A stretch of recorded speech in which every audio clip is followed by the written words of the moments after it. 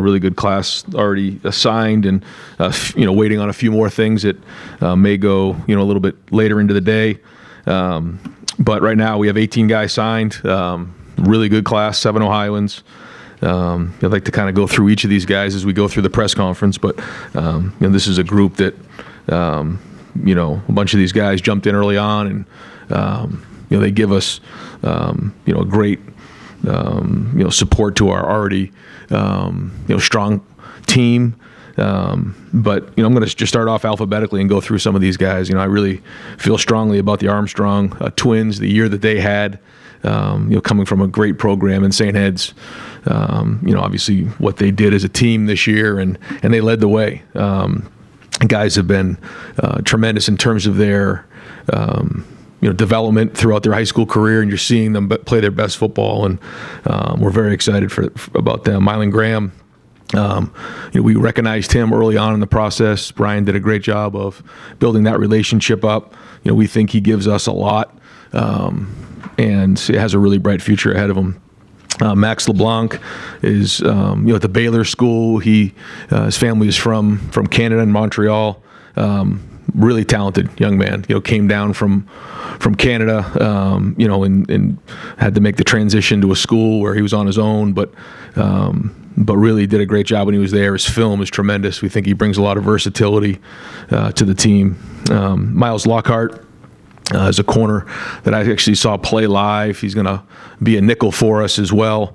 Miles is extremely competitive. He fits what Jim wants right there in that nickel position. He can also move out to corner, but really nasty, tough player who has jumped in and been a great part of this class. Jalen McClain, safety from Seton Hall Prep, another guy that had a great year. His team had a great season. In a position of need. He's a guy who's very productive in his high school career, certainly had a great senior year. Eric Mensa is a guy that came to camp, worked with Larry, comes from a great family, Mountain View High School in Virginia. Was really a strong player, had a good year. He's played multiple positions in his high school career, and brings a lot of versatility there. Ian Moore, is a guy who, again, jumped in early. I think he was one of the first guys to commit in this class. He's been great. Again, had a really good high school career. Brings, again, some versatility. He can move some different places inside, and Ian's going to be a really good player for us. Aaron Nolan is somebody who is special in a lot of different ways.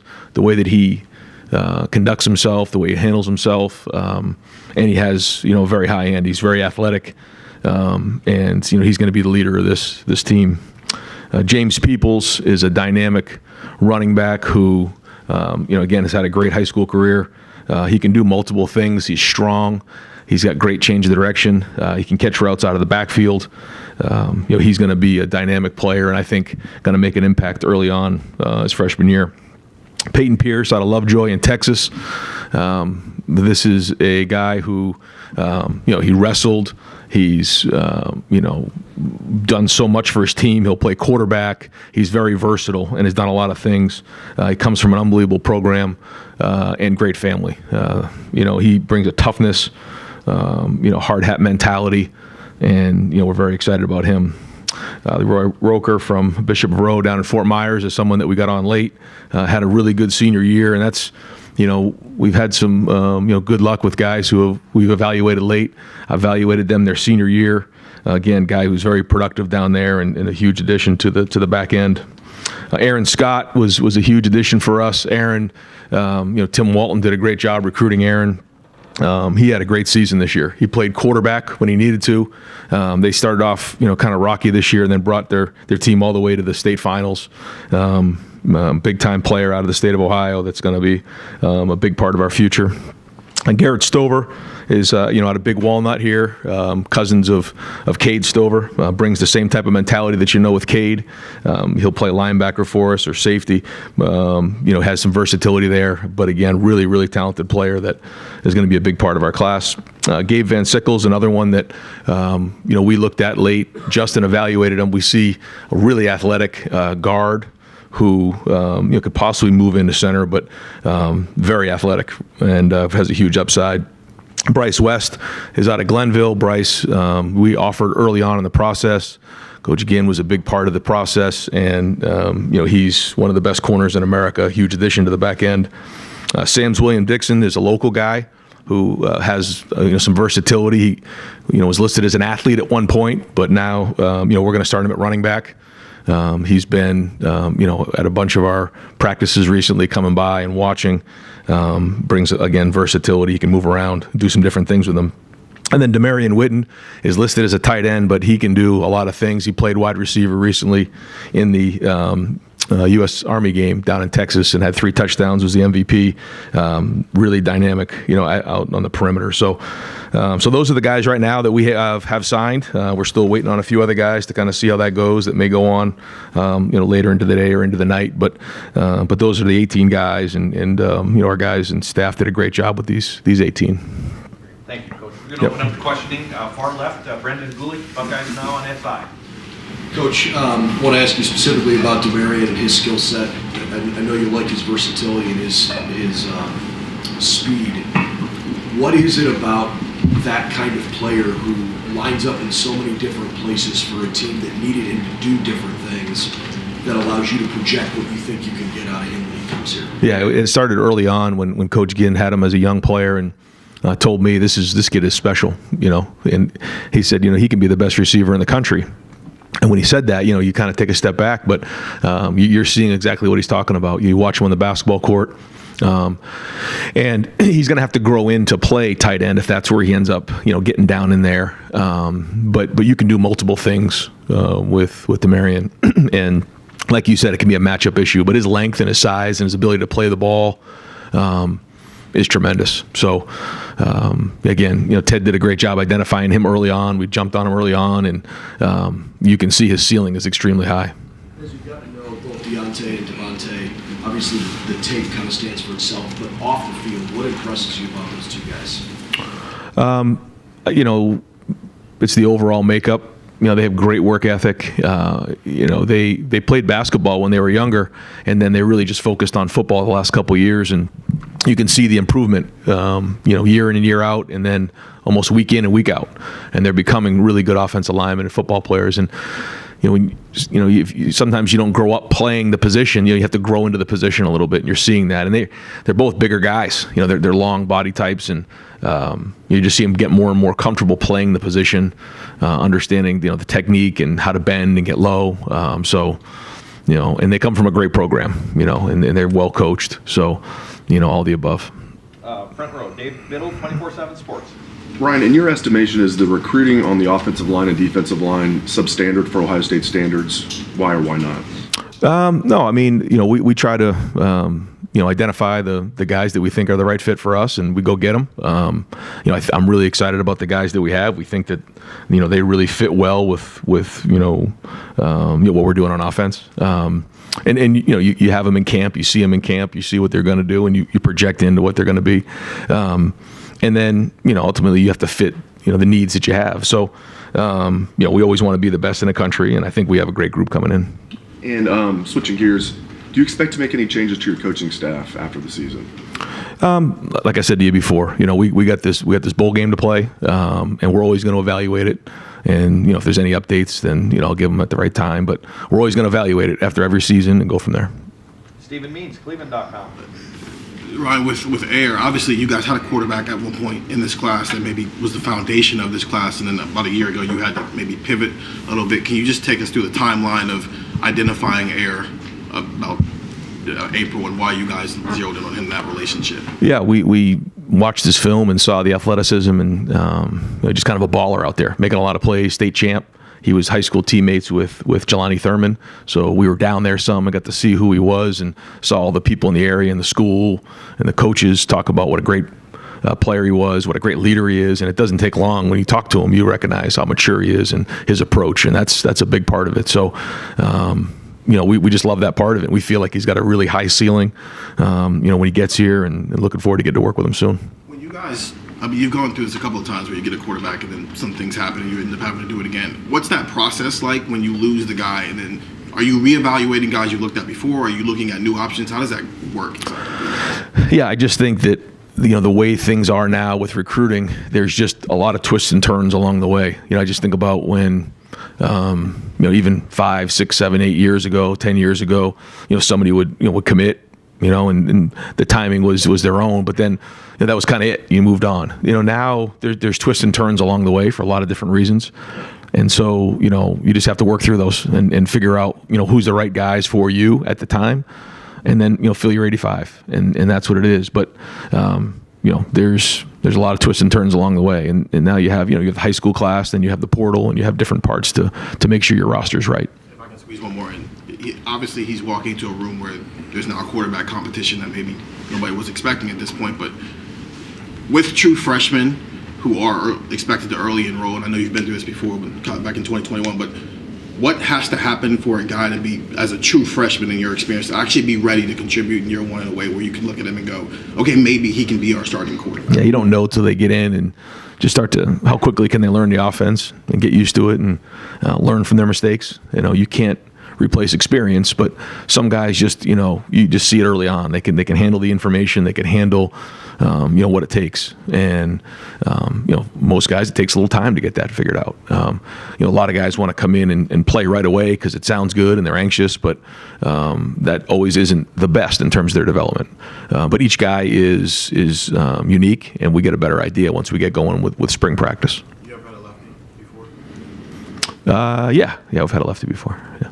Andy Anders, 11 Warriors. Just wanted to ask about the trio at cornerback. It feels like a position that ended up really strong for this class. So can you go through those guys in a little more detail? I know you touched on them before, but just what you feel you got in that trio? Yeah, well, I think Tim has done a great job identifying talent early on and then building relationships and going from there. I think you're seeing the way that our corners are playing. You're seeing Denzel, IGB, Jordan Hancock starting to play at a high level, and I think that's a big part of the recruiting process, seeing it on the field in Jim's defense. And so, we've identified these guys early on and recruited the heck out of them. Aaron Scott was somebody who came to camp early on, and it was a hot day out there, and he grinded. I mean, he went for, I think an hour, and just, everything we threw at him as a young player. He had a broken wrist. He kept working, and we could tell there was a toughness there. There was just a grit there. He wanted to earn that scholarship, and he did that day. And then, he's built himself up to a really, really good football player. Bryce West, same type of thing. Again, Coach Ginn early on believed in this young man, and said this guy's going to be a great player, and so we recruited him, but then offered him pretty early in the process, and then you could just see the way he played that next year. He was much more aggressive. He was tackling, making plays, and he just continued to become a better football player. And you know what you're getting when you get somebody out of Glenville,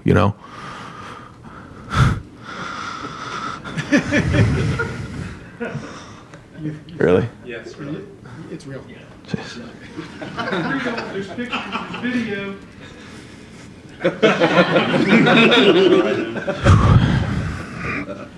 How nervous were you? Yeah, you want to take us through your emotions real quick? How you feeling? You got to address The floor is yours. You got to address that one. Yeah. Well, I don't know if everything's in yet, Jerry. You got to check to make sure it's in. Yeah. Hey, Mike, you want to check with Justin? Yeah. Thank you. Before I do something and get myself in trouble. Is your stomach flipping right now, though? What's going on? It's been flipping for a while, Tim. Imagine all day. It's Yeah. Okay, what was the question? Actually, I think you had answered. talking about cornerbacks. I think Yeah, the only guy you haven't right. gotten to was Miles. Right.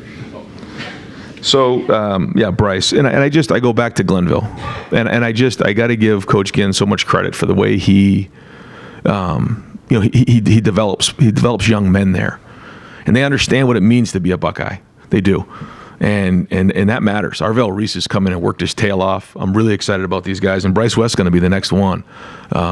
Look at it. Look at what he's done on track and field. The times that he's put down, and just what a great player. And then Miles. Yeah, like I said to you before, I actually had a chance to watch Miles. I was at the semifinal game in Arizona, and I just watched the guy just play his tail off. I mean, he was all over the field, and I just was like, man, who is that? And then you can just see him start to come on as a player, and And so, again, I think really when you talk about needs, you're talking about 2 lockdown corners and a really feisty nickel in there. And then, you were asked a little bit about the O-line, D-line, but I wanted to drill down specifically on the D-line. Another decision coming up here in a little bit, and, obviously reports out there, whatever. But are you satisfied with the depth of the defensive line class that you have? Well, we have to, have the way that we do it. We do have 8 defensive tackles, 8 defensive ends. And that's, when it all is said and done, we have to make sure that we have the right guys, and we have a lot to consider. Guys coming back, we have the portal, we have, guys that are growing in that position, and then we have the high school recruiting. So, we have a certain number that we got to hit. I think right now we're right around, 83, 84. I think we're right in there. So, it gives us a little bit of flexibility moving forward. But, yet to be seen. Yeah. Pat Murphy, 24/7 Sports.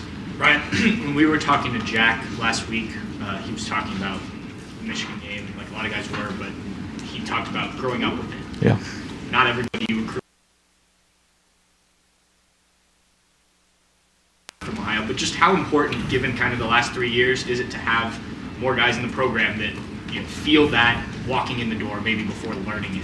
Well, it's something we talk about in recruiting all the time, but I think you're right. I think the guys from Ohio, and I've always felt this way, have to lead the way on that. When in the locker room, certainly the coaches lead the way. We all lead the way. It's all our job to make sure. But when we're in the locker room, and guys are in their apartments and guys are in the workouts, it just, like you said, it's their job to make sure that message is really hammered out across the team. And we talk about that in recruiting. Talk about that during our home visits, and that is important. You mentioned, I think it was James Peoples, you said, as a guy who could come in and potentially play running back. Your depth has been depleted a little bit there with some guys leaving, and I know Trey still has a decision to make. How do you feel like both of those guys could contribute, maybe quickly if needed? Yeah, well, it may need them to, depending on Trey. And right now we're at 4, and we like to be at 4 or 5. But the plan all along has been for those guys to come in and play as freshmen. So wanted to get them at mid-year, to get them in here and get going. And we know that we've done that before, with some freshmen. So excited to see them get on the field, and we'll know pretty quickly. Joe Nugent, WCMH. Aaron Scott was a guy that future in kind of Big Ten schools wanted. When you win these recruiting battles, these significant players, what is that like? How important is it for this program? Yeah, it's very important. You have to win those battles. And like Tim was a big part of it. We all were. But Aaron and his family were awesome. They were great in the process. They're huge supporters of Aaron. Coach Mo there. I mean, the whole coaching staff was great. They have a great program. And, guys know when you're from the state of Ohio, the best players, play at Ohio State. And they know what it means, to be a Buckeye in the state of Ohio, and the opportunities, and, what it can mean for them for the rest of their life. And I think Aaron understood that. Theme that you see within this class, anything that connects some of these guys? A theme? They all want to be great. They all want the big stage. I think when you come to Ohio State, you have to think big. You have to think big, because there's nothing you can't get done at Ohio State. You have to want the big stage. You have to want, all of it. When you walk into the shoe, you're going to play, on the biggest stage in the country, with the most watched team across America. I think 70 million viewers last year watched us play. You have to want to be great. You have to want to be elite. You have to want to walk in a room where you're going to have a bunch of great players that are going to compete every day. You've got to be competitive. And that's probably the thing you notice the most. Tom Moore, Buckeye Huddle. Ryan, you said earlier you were going to sort of evaluate the staff after the season. What are the specific factors that you are evaluating, and what's the standard that they're being evaluated against? Yeah, we the first thing is, recruiting. That's the number one thing. You got to recruit your position. It's your job. You're the head coach of your position. You got to make sure that that room is strong, year in and year out. We have a certain amount of depth that we have at each position, and then it's your job to make sure that you have the best room in the country. I think that's the other thing that we talk about a lot. And when you're at Ohio State and you're coaching, the wide receivers, it should be wide receiver you. If you're coaching the linebackers, it should be linebacker you, because this is the best place in the country. And so I think that's the first thing. I think The second thing is, how they perform on the field. What type of production are you getting out of your unit? And a big part of that is the development.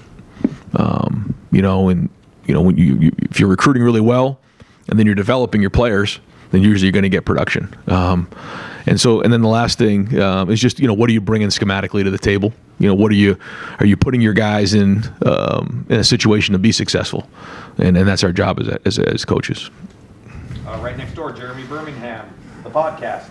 Ryan, it's been a couple of years now in this new era, and the last 2 years we've talked on this day about the need for guardrails in college football that haven't happened yet.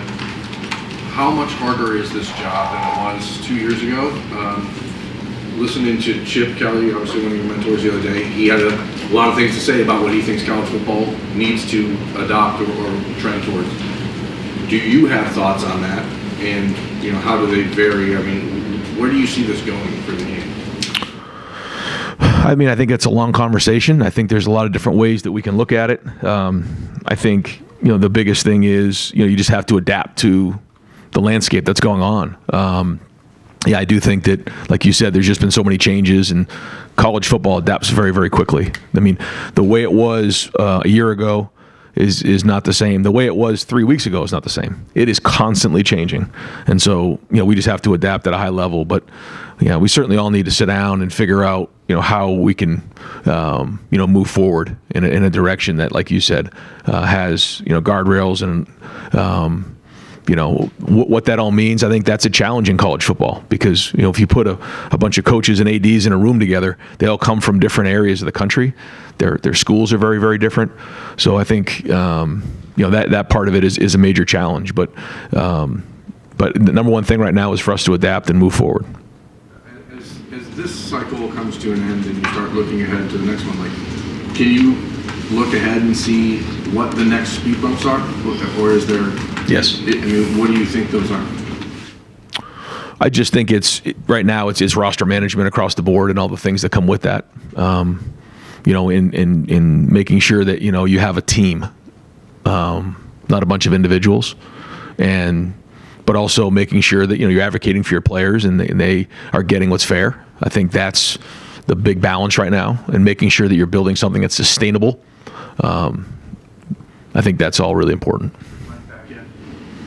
He's not. We're still waiting for Justin Coomey, actually. Cameron T. Robinson, The Athletic. Brian, you mentioned how there's the high school class and then the transfer portal class. When you go into a sign day and maybe there's some last second flips or decommits, regardless of the position, does that impact how aggressive you might be in the portal? Yes. Yep. At what point do those conversations change? At what point are those conversations, okay, this person is leaving, we need to get some right away? Is it a couple days later? How does that process work? I think you always have contingency plans in place for if something were to change. So you always have your board and your list, and Mark does a great job of being organized in terms of now, just like in the NFL, you have your draft board, and then you have, the free agency, and you have the pro scouting, just like they do there. Well, we have the transfer portal, and then we also have, high school recruiting, and then making sure you fit, all the pieces the right way. Again, the goal is to have the right 85 when we kick off in the preseason, and it's a long way. We got to go through another, phase in May where transfer portal opens back up. There's a lot that goes with that. So, we wanted to make sure we did a great job finishing up, and solidifying, this group right here. And then, it's on to the next phase. We continue to build towards August. As the transfer portal continues to grow and be more important to college football, how do you prioritize high school class transfer portal? Well, we always want to develop players. We want to bring in high school players and develop them. I think that's how you sustain a program, and that's how you have stability along the way. But as we know, that isn't just the way it's going to be. The guys are going to look for different opportunities, and then you need to bring guys in. So we'll continue to do that and make sure that we have the right mix. Clay Hall, WSYX. Ryan, you guys are leaving for Dallas, I guess, this weekend. Is Marvin in, JT, Trey? Do you know what you're dealing with? Yeah. I think I've allowed those guys to kind of do their own thing. I don't want to, kind of put their stuff out there. But we got a good group playing in the game. Yeah, we do. And we're going down there to win the game. And we've had a good, few weeks of practice. And again, the Cotton Bowl is a great bowl. We have a really good opponent. So, this is a great opportunity, like I said before, for Devin to go in and be the starter. And we want to finish the season the right way. Have they practiced? Who's they? Our team? Marvin? Oh yeah. Guys have been at practice and JT, yep. Oh yeah. They've all been out there and so no, we're gonna have a good group going down there. One other thing, I've had a number of questions about Larry Johnson. Have you had to answer questions whether he's retiring or staying? It's funny. Guys have brought that up over the years in recruiting, but he's young. He's in terms of his approach every day, he's got a lot of energy. And he wants to continue to coach. And the guys in the room love him. And so he's still got a lot of energy when it comes to coaching, and he still has a passion for coaching. And his wisdom, his experience is the best in the country, and our guys know that, and they certainly people recognize that in recruiting. You think he's back? Yes. Spencer Holbrook, Letterman Row. Ryan, do you believe in, you've built a program now for the last 5 years. Do you believe in program momentum? Just as a term or an idea? I think, you have different waves along the way, and, you can, as you're winning games and things are going to the season, you can feel that, and certainly, when you lose a game, certainly around here, it can take a toll on you. You got to regroup and move forward. But, one thing we're not going to do is panic and overreact. I think that's easy to do in today's day and age with, social media and things that can come into play where, people can feel like, we need to overreact and panic. We're not going to do that. But at the same time, when things need to be changed and things need to be addressed, you got to address them. And that's the bottom line. I guess since Thanksgiving weekend, not on the field, but also, closing out this 2024 recruiting class, there's a lot of noise from the outside about just like what has happened and does this program have positive momentum? How do you, on a day like today, celebrate the wins that you've had in this recruiting class while also, you said that you want to recruit at the highest level in the country, but when you lose guys who you thought were going to be in the boat, how do you celebrate the wins, but also understand that you might not have closed where you might have wanted to close in some areas? Yeah, you just focus on the guys you have, and I think it's important. You don't focus on the guys you didn't get. You focus on the guys that you have, because that's what really matters. Because ultimately, it's going to be the guys who are in that locker room and the guys who are going to be on the field. And so we know that there's a lot of twists and turns along the way. And ultimately, what matters is the team that we have in August, and then we got some really good guys here that are going to be really good football players. Kellyanne Stitz, WSYX. Going back to recruiting, how exciting is it to add a guy like Garrett Stover, considering Cade's cousin? You mentioned he brings in that same kind of hardworking mentality. And then also, can you elaborate on what Sam Williams-Dixon brings in with his versatility at running back? Yep. Again, both Ohio guys that we talked about before are going to be important, for that locker room to, they understand what it means to be Buckeyes and growing up in the area. Certainly, Garrett just being part of the family anyway, watching Cade and all that. But and then Sam, with his versatility growing up, just outside of Columbus. But both are really good players, and they're going to bring that mentality when they come to work every day, a toughness. And so they got to lead the way. Guys who are, closest to Columbus got to lead the way, and those are two guys that will. Bill Landis, the podcast. Ryan, with defensive line recruiting, I guess, generally, do you feel like you guys cast a wide enough net when trying to find the right prospects? And additionally to that, this program has always done a pretty good job with offensive linemen of kind of scouring the Midwest and finding developmental prospects. Obviously, you've done that with this class. It just doesn't seem to happen as much on the defensive line, and I'm wondering maybe why that is. I think when you say, cast a big enough net, I think so. I mean, we recruit from coast to coast, when you look at our roster just across the board and, where our guys are from. And, I think we're looking from coast to coast. You look at, I guess, in our D-line now, you got a guy from Germany, you got a guy from Seattle, you got guys from different parts of the country. So I think we're looking for the best we can possibly get and the best fit. And so, I mean, Jack Sawyer's from right down the street. We've got guys from Ohio, and I think everyone wants to come in and develop. at a high level. But I think we've done a really good job, like you said, in the O-line of identifying those guys and having physical guys that are going to come in and work and want to be at Ohio State and become veteran players. So I mean, two different positions, but I feel like we are casting that net, and also developing. And when it comes to Larry, it just seems like, again, and I'm sure in the future they're going to keep weaponizing it against you, the fact that he is, I believe, 72 years old and has been doing this a long time. What is the plan, I guess, to combat that, to stop other programs from using that against you as you move forward? Well, I think the other part of it, the flip side is that this is a guy who's developed unbelievable players, and some people can talk about how they develop and everything. Like Larry's actually done it, and so there's a body of work there, and and also he's got a lot of wisdom to him, and so when you're going into a room every day with somebody, you're counting on them to mentor your young man. And I think that's where families feel comfortable with that. When they hand their son over to Larry Johnson, they know what they're getting. They're going to get someone that's going to pour into them in all areas, and he's done that with so many different people. And so he's going to continue to work. He's got, again, a ton of energy, and he's working hard. Recruiting is just like everybody else. There's certainly different challenges these days, as you know, but he is adapting, and we're going to have a really good D-line next year. One signee on the defensive line right now. I think if you guys get good news, at most you'll have two.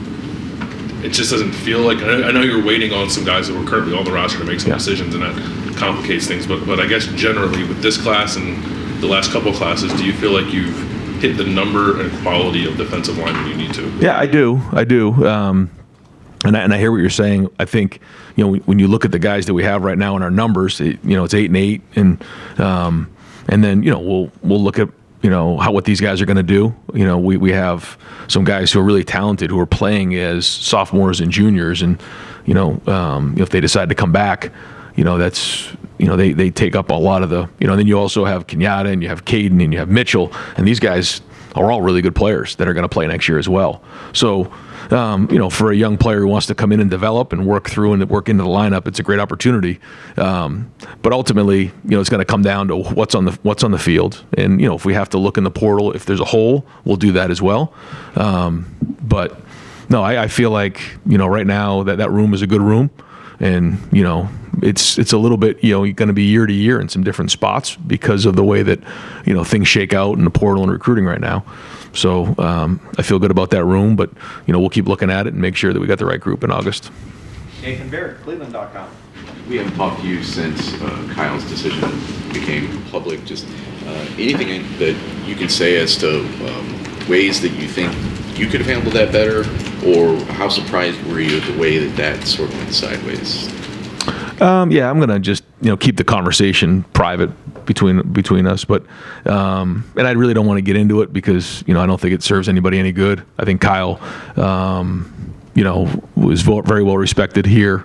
We wish him nothing but the best. He played some good football here and spent 3 years here and made a lot of relationships here. And, I think he's, committed to another school now, and he'll do well there. He will. So, I don't think it's worth getting into all right now, but certainly wish him nothing but the best of luck. There's a lot of guys in that room that care about him a lot.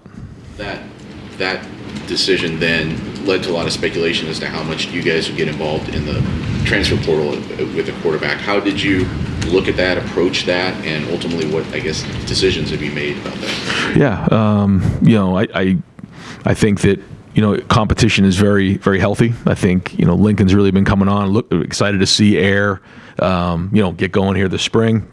But fired up to see the way Devin's been practicing the last few weeks. It's been great for him. Now that he's healthy, his ankle's feeling better, and kind of like, okay, take this thing and run and see how the next couple of weeks go in terms of the way he handles himself. Excited that he's going to be able to play in this game, and then just go from there.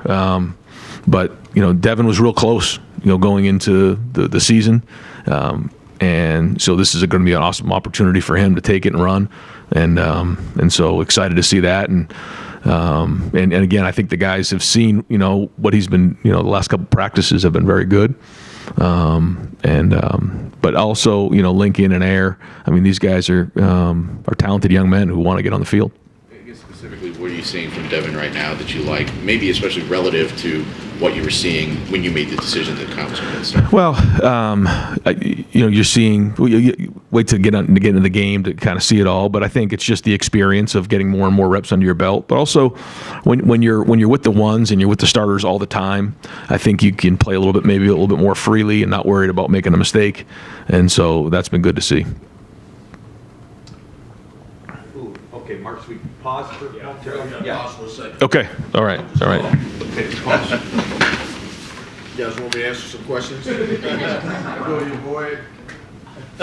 Yeah, actually. Yeah, put it on speakerphone, Jerry. Yeah. Coach, you say it.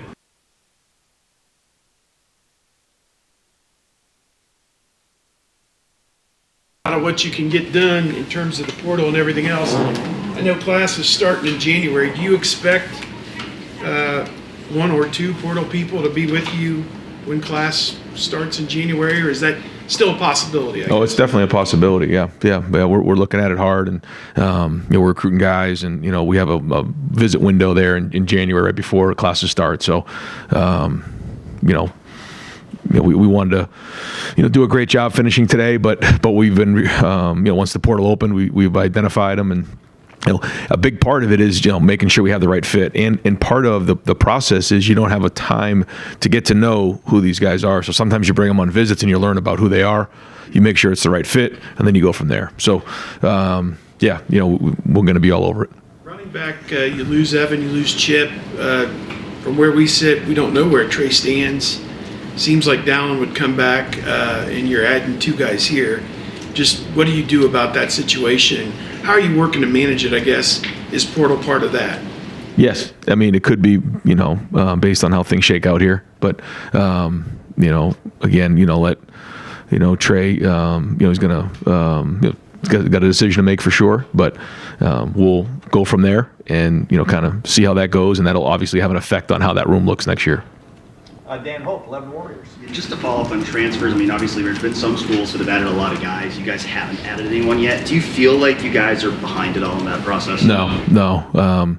We have a handful of guys that have to make some decisions here, and that plays into all this because, as you know, things things affect other things. And so now if there's somebody there that we think fits right now, we'll jump on it. We've had some guys that have already visited, and but we have to make sure that, not only can they help on the field, but also they're the right fit for a lot of different reasons. And so, we have an opportunity to have a really good group come back next year. I mean, and so, that all plays into this. But, we're all over it. We've had some guys visit, and we're going to keep pushing towards it. Because, again, there's just, in the past, you had your recruiting class, you added those guys in it used to be February. Now it's December, and then that was pretty much your team. Now there's just so many more variables at play.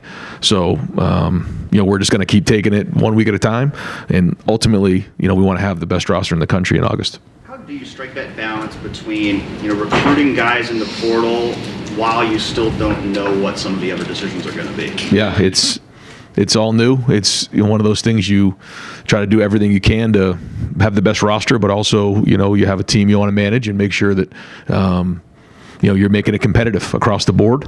But yeah, that's part of this run right here from, the beginning of December all the way to, really through January is interesting. There's a lot of dynamics at play, and so you just take it one day at a time and do the best you can. But it's a different balance than certainly has been the case in the past. Just to clarify, are you going into the Cotton Bowl with Devin as the guy at quarterback, or could Lincoln get some snaps in there too?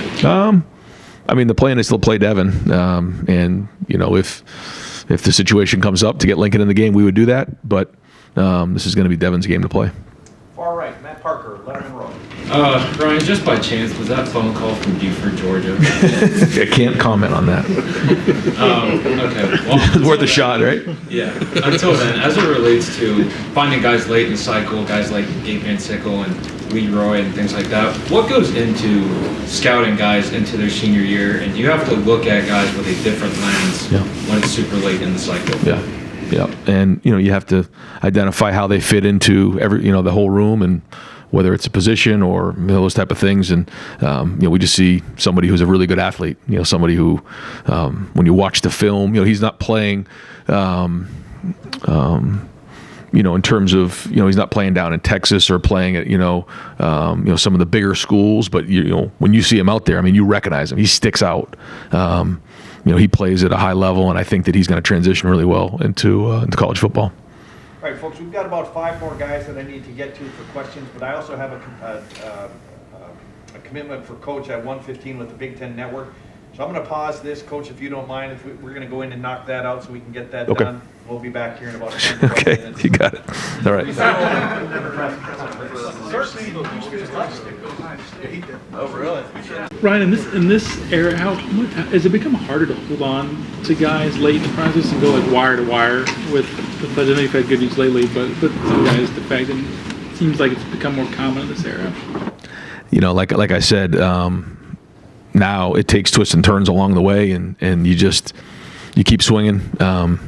There's going to be guys that commit early. There's going to be guys that commit late. There's going to be back and forth along the way, and so you just keep pushing. And again, the ultimate goal is to have the best roster in America, in August. So, we're always going to be aggressive in recruiting and try to go after guys at a young age, and you just keep going from there. But we have competitive rooms, and so guys want to come in and compete, and so again.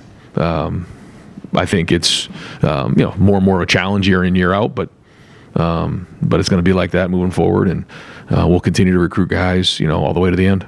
Is there a singular or trend why you think maybe if the last minute some guys leave? I don't know. Every situation is probably different. Yeah. Austin Ward, podcast.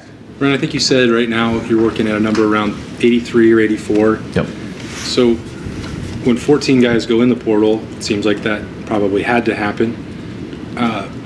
How do you get to a number like that? How do you process it?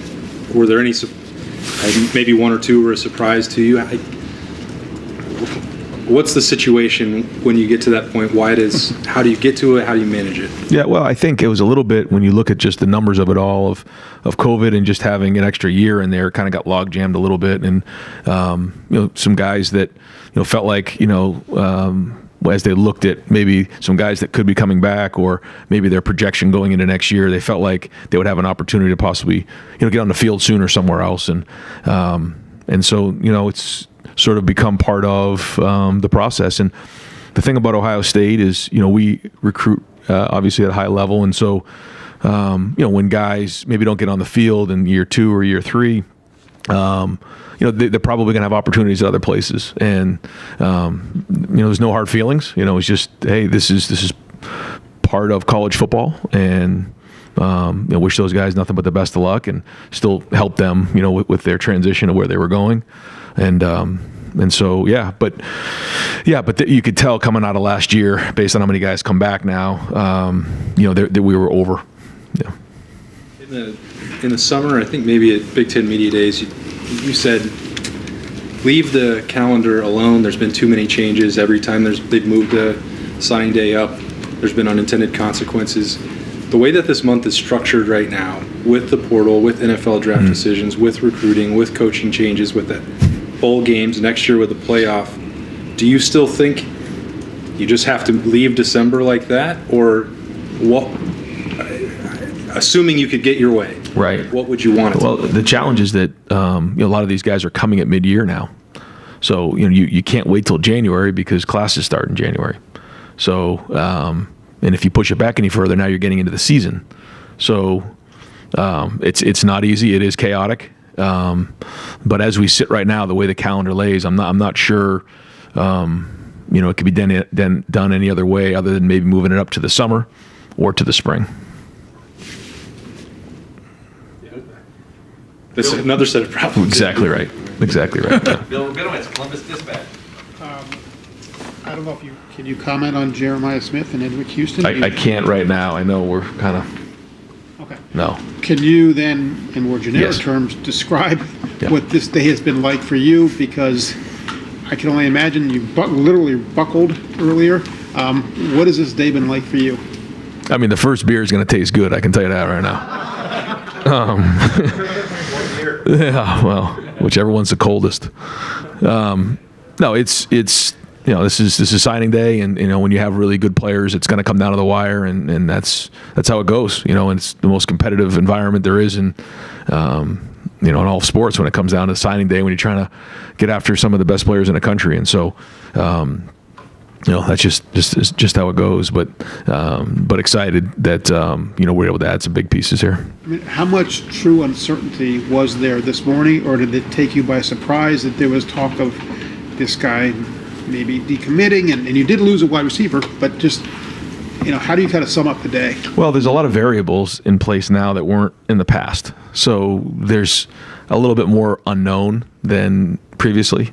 You're not always sure exactly, all the details of everything that's going on. It's just kind of the way things are now. So there is some uncertainty as you head into today. Can you say who that phone call was with? I don't think I can. Yeah.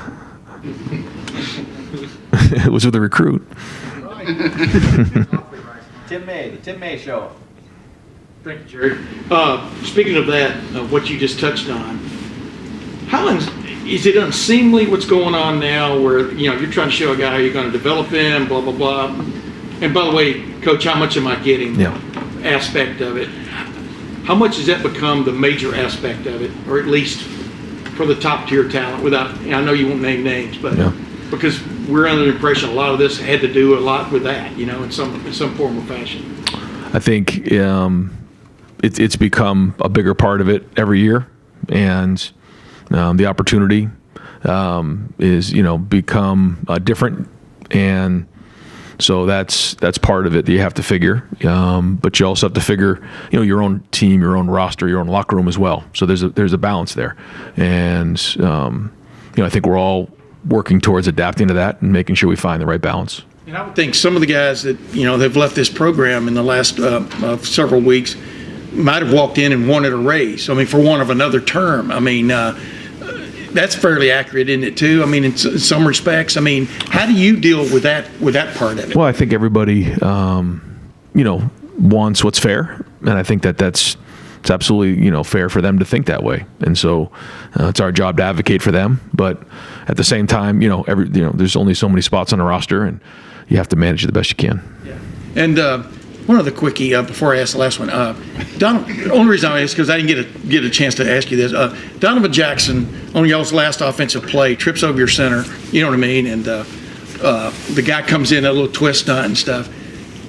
Is it still stunning to you that almost a whole season, in some respects, comes down to almost serendipity there in some respects? I mean, I was just enjoying a couple things, and now we got to go back to this. No, it's. I mean, you're Donovan, right. It has to live with it. You know what I mean? Yeah, we all do. Yeah, and that's playing at Ohio State. And we're 11-1, and it comes all the way down to like you said, the last few minutes of the game, and so. Yeah, you don't just wake up the next day and think everything's okay. It doesn't work that way. But at the same time, no one's going to feel sorry for you. You got to move on. And we got a great team and a great program and a great culture. But yeah, I mean, that hurts. And we've said it before. You've heard me say it. It can come down to one play. And so, here we are. But again, you don't just forget about that kind of stuff. But you got to move on, and we are. But it speaks to what he's about too. I mean, just him. There are other guys too like this. He doesn't want that as his last play and stuff. I mean, he's playing in his cotton bowl and relishing it, right? Have you seen some fire and vigor out of him? Yeah, and he's not the only one. I think there's a lot of guys that have that feeling, like they don't want to leave without winning that game. That's for sure. I mean, that's been a huge part of the conversations. Yeah. And last thing, when you make evaluations on a coaching staff, you were asked this earlier, but just generally, like Austin was asking about the calendar and stuff, there doesn't seem to be, a really good time until after January the 1st or the 5th or whatever you want to call it, right? I mean, does that make it, I don't know, uncomfortable for you in that respect of you're selling this program, et cetera, but you also want to maybe make some changes? Yeah, I mean, you have to take into consideration the timing of everything. Yeah, and so we'll do that. But yeah, I mean, you go through the season and you work through the season, and then you come up for air and figure out what you need to do to fix things and how you need to make changes if appropriate. Can I ask one more? Sure, why not? You came in here. Some things were up in the air. You're leaving this press conference feeling how? Meaning about this signing class. I mean, there was some pieces that we felt like we needed to get coming out of this. Did we get everything? Did we get the whole wish list? No, but we got a lot of things covered, and that's really good moving forward. So now on to the next phase of putting this roster together. But a lot of hard work by a lot of people for this class, and I'm fired up about that part of it. Thank you, man. And we're going to wrap up with Jeremy Birmingham podcast. This class, you have guys you can't talk about yet who have been committed for over a year and top-ranked player in the country, all the drama in the world around the recruitment, maybe not on their account, but it happens anyway. You have players like Miles Lockhart, who first time he camped here in June of 2022, knew he wanted to play at Ohio State, never visited another school, but still waited a year to commit and then signed without an incident. You have players like the Armstrong twins, who you saw in high school almost 2 years ago when they were 6'5" and 230 pounds, defensive, end almost looking offensive lineman. Is there still a common thread that you can find in recruiting that keeps all these things that feel fundamentally different the same? I mean, everything's changing, but are there still things that are like go-to everlasting truths? Yeah, I think relationships is the number one thing. I learned that early on in this process. There are more and more variables every year. There's more things that go on, but it comes down to relationships, and everybody's different. You look at the guys that we have from all kinds of different states, different backgrounds. But again, I go back to they all want the bright lights. They want to be relevant. They want big. And when you come to Ohio State, that's what you have to think. And you got to want all of that. And I think that's the common thread that runs through these guys. Everybody's on a different timetable. Everybody goes through it a little bit differently. But ultimately, they all get here and end up, starting fresh. You said you didn't get the entire wish list. There's still decisions that have to be made for the NFL. What's left on that wish list if you project ahead to February or the portal? I mean, where do you look at it and say, this may be a spot we need to shore up? I think it depends on, some of the decisions that are made here in the next month. And, I'm optimistic because I think a lot of these guys, feel like, there's some unfinished business here, and there's a great opportunity to come back and have a great team on all three phases and both sides of the ball. So that with this class coming in, and then maybe some additions here and there in the portal when appropriate. I think we have a chance to. And again, what's the goal? The best roster in America in August. So we're going to keep working towards that. Coach, thank you very much. Am I allowed to talk about that one? Yeah. I think so, right? Sure. Yeah, so I'll make sure I'm good. Yeah, so we can talk about Edric. Yeah, I said the word. Edric Houston. Really, really excited about Edric. This is somebody, Larry worked hard on this one. Comes from an unbelievable program down in Buford. We feel like he's an impact player day one. It's a long process to get to signing day here, but we identified him early as somebody who was a difference maker. And again, I give Larry a lot of credit for the relationships he built down there. Tim Walton's a guy from down in Georgia who did a great job in this process as well. And his family and his coaches have been huge in this process. So that was a big one for us for sure. Yes, that was him that I talked to. Appreciate you guys. Thanks for your patience, guys. Appreciate you. Thanks.